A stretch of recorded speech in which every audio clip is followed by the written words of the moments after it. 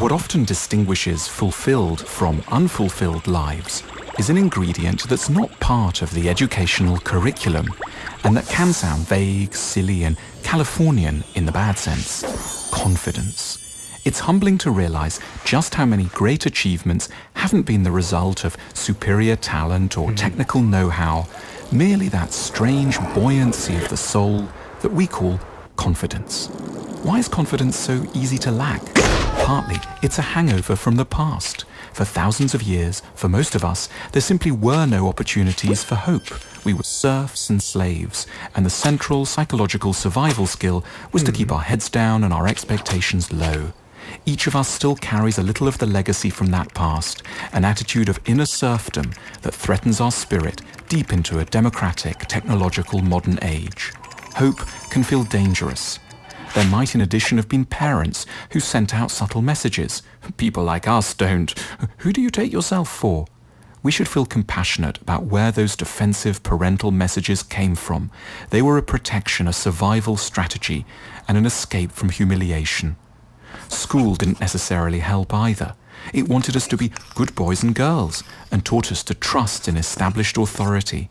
But we may naively have gone on too long putting too much faith in existing institutions and now suffer from doing whatever is asked of us a little too obediently.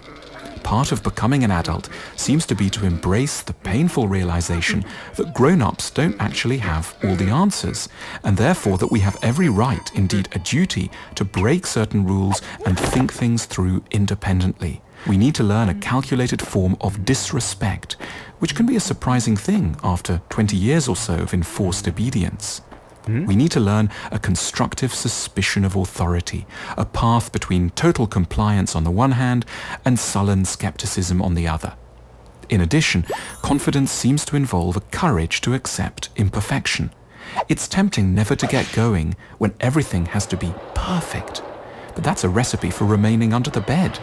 And yet how often so-called great lives have been riddled with errors that nevertheless didn't sink them. Confidence begins with a capacity to forgive oneself the horrors of the first go. Death is a necessary thought too.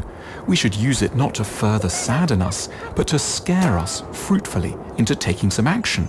Our fear of messing up should give way to the only real danger there is, that of never trying. If you like our films, take a look at our shop, theschooloflife.com/shop. You'll find lots of thoughtful books, games, stationery, and more.